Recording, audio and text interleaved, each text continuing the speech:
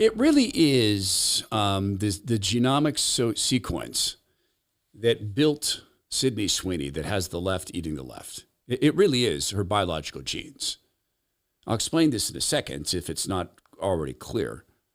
American Eagle made a brilliant decision by taking a woman who has a great genomic structure and putting her in an ad. I mean, great if you consider symmetry and being slim and having a pretty decent, I'm sure, fat to muscle ratio, blonde hair, all that stuff. But that's part and parcel of being a model or an actress these days. But she's white. They're really smart to pick a white girl. Her genes gave her a low melanin level, lower cheekbone height. Smart decision. I mean, it shouldn't have been. It should have just been a run-of-the-mill thing. But because of her genes, that's with the G, the left is now eating the left. And our genes are very, very powerful. God gave us bodies that can be read, understood. In fact, he's given us DNA that is readable, understandable, falsifiable. And people who have studied our bodies know how to take God's brilliant design and use it to help us avoid things that are potentially catastrophic, like back surgeries. There are pro golfer after pro golfer after pro golfer who go to Renew.Healthcare in Mexico. Why am I even talking about golf? I don't play. It's because they twist their bodies in ways that no one can expect to come out of after a 30-year career without a massive problem with their backs.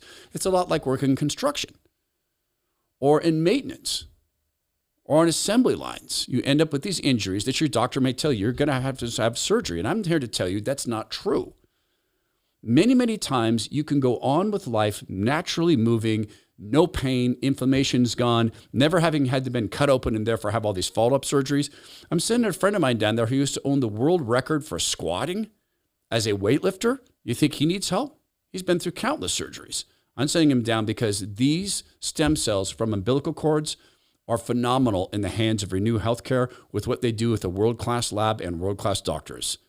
It's more affordable than you think.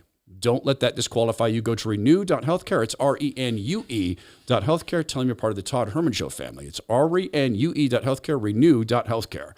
They understand how our genes contribute to our future. Smart move. American Eagle put out a statement. Sydney Sweeney has great genes. They spelled it with a J.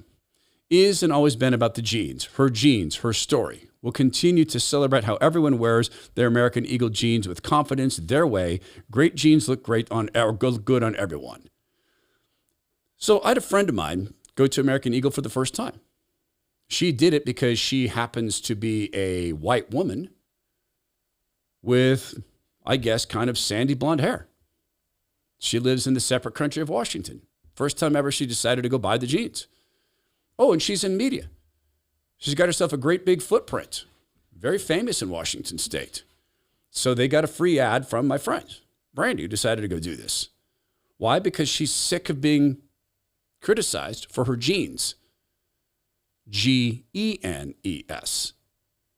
The left has backed themselves into a corner where all things white are oppressive and bad. Had these ads been done by a black woman, let's say Serena and Venus Williams did these ads. Beautiful women, great, great tennis players, brilliant athletes. They could talk about their genes and how great they are, and the left wouldn't have said a word. It could have been that they had a man posing as a woman talking about genes. They would have loved that. You can change your genes, they could have said. Look, you can change your genes.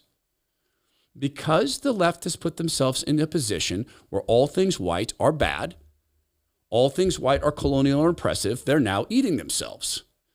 CNN had a marketing professor from the University of Michigan School of Business on to discuss when or if American Eagle should apologize for having Sydney Sweeney and her genes in that ad wearing jeans with a J. Marcus, thank you so much for having this discussion with us this morning.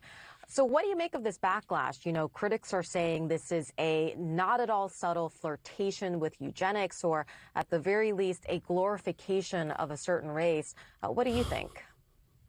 I think it's both. The matter at hand is less about political correctness or about political leanings, but more so about meaning making. What does it mean? The idea here is that for some, they see just a sexy ad. To the others, they see a reframing of what makes for good genes, which looks like sort of dog signaling or racial dog signaling. I think he means dog whistling. He might be new to racial pandering, but he knows what he's supposed to do when he gets on CNN. Her genes sent them in this direction because her genes gave her low melanin, blonde hair, blue eyes, certain body form, pure evil. What is eugenics? I mean, eugenics is many things. Eugenics starts with the belief in a master race. Does this communicate a master race? Eugenics metastasized into, hey, let's go ahead and unalive people or prevent people who don't have the right genes from breeding, from having kids. Is that being proposed here? It's actually done in our country. There's actually people picking designer babies. The same left that pushes in vitro fertilization at industrial scale, so people who, let's say, are in a same-sex attracted relationship can purchase cha-ching babies. I mean, why purchase just any old baby? Why not get in and look at the genes of the parents? And why not, make some changes to the baby? Because this is in the offing as well. Literal eugenics, that is monkeying with how the babies are going to come out, such as size of their eyes, cheekbones, maybe even the exact level of melanin. Maybe you want a color-specific child. Perfect caramel brown, if you were. That's being contemplated, and it's going to be sold. No one who's upset about Sydney Sweeney is talking about that. No one. So her genes have made her the topic of ire. This is a woman who says that her childhood trauma at being brown was brought back because she saw Sydney Sweeney, an actress from Spokane, Washington, wearing a pair of jeans. I really wasn't going to weigh in on this, but here we go. It is so difficult to grow up as a person of color, specifically a woman, and view yourself as beautiful in any sense of the word growing up in this country. Can we just pause for a second and look at a side by side there? I just paused that at a random point. Am I to believe that everybody sees the woman on the left, the young woman on the left, as more beautiful than the woman on the right? Is that what I'm to believe? There's more symmetry. There's more what exactly? I mean, the woman on the right is, I think, wrapped in a towel. Looks like she's getting ready to go out, putting on makeup, etc. Maybe that's the point. Now, I've talked to people. I have a friend of mine who's black, and I asked him one day to teach me about whiteness. And Dre's gave me the only sensical representation of whiteness I've ever heard. He said that when he was a little black boy growing up in the South, he would pray at night. His grandma had taught him how to pray. She gave him a Bible, but he always pictured Jesus as a white man. And therefore, he didn't feel part of the family. It was hard for him. That made sense. Heartbroken, as Dre's communicated that to me. And I asked him how he deals with that now. And he's grown to understand that Jesus doesn't see that. In the body of Christ, there's neither Greek nor Jew. You can extend that to neither white nor black or Asian or Hispanic. So he's found comfort in that. So I'm not doubting that this woman had that feeling, but I'm looking at this side by side and I'm saying, honestly, I don't see a big difference. Honestly, if I did, I'd say so. And her statement continues. I remember growing up in a predominantly white community, wishing myself out of this body, out of this culture, take my name, if it meant that I could wake up blonde-haired and blue-eyed, never having to explain who I am or worry about being accepted. That is. I remember growing up a kid with higher body fat percentage than a lot of the kids. I remember growing up in a family where my mom and dad could not afford San Francisco riding gear jeans. I remember growing up in a place where my mom and dad were not going to send me to a style salon to get my hair feathered. So I had a bowl haircut sometimes. Later on, my mom sent me to a decent place to get my hair cut. She always bought me decent jeans. My mom worked incredibly hard for us. I was very, very lucky, but I can remember hating the way I looked. I can remember I wanted a different name. For a while, I tried to be Ace because of Ace Frehley and Kiss. Somehow that never took off. No one ever wanted to call me Ace. Don't know why. Maybe because I don't look like Ace Frehley. I can remember hating my teeth, the freckles on my face, the thickness of my legs. And God help me when I started to get hair on my legs. What is this monstrosity? These are common things. But when the left takes Sydney Sweeney's genes as a pure sign of evil. They've trapped members of the left into believing if it's white, it's oppressive.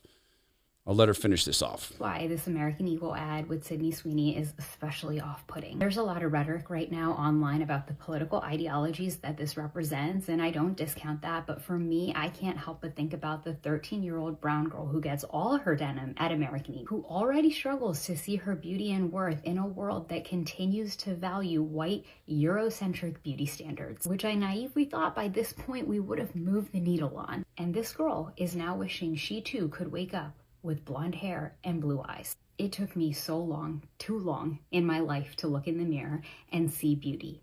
And I hate that that continues to be a shared experience for young brown girls in this country. I spent a lot of time around adolescent girls at a point in my life because we were in the teen and family adolescent world.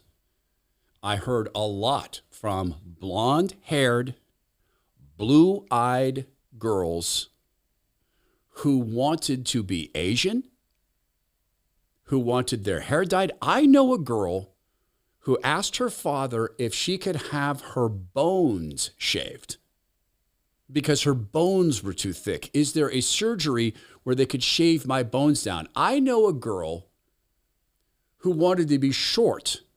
She was tall and blonde and blue-eyed.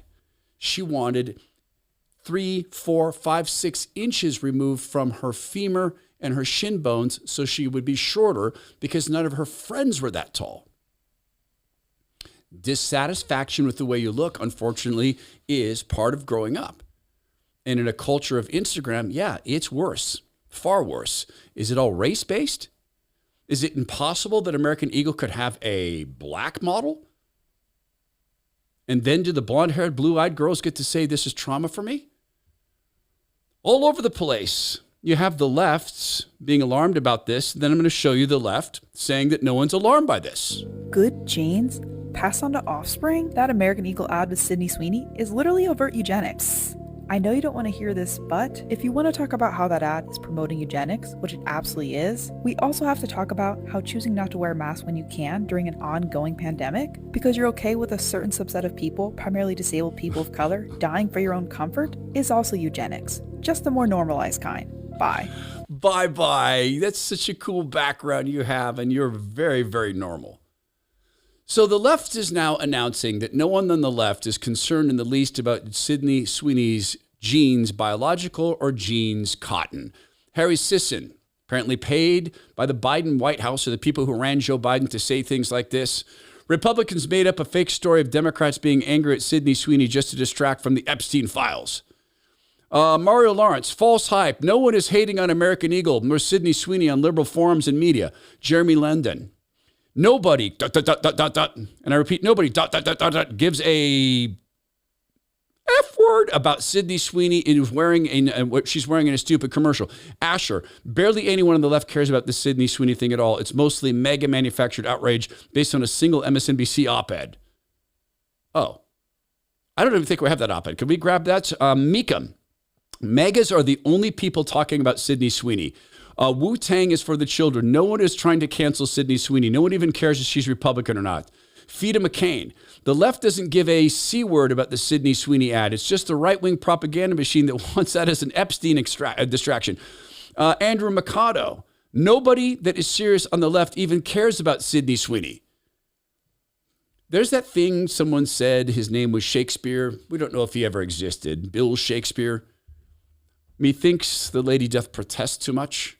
I think they do protest too much. They know that they've jumped over a line. They know it's ridiculous. And they know in their hearts, no one has controls over their biological genes. None of us do. Our parents did to some degree.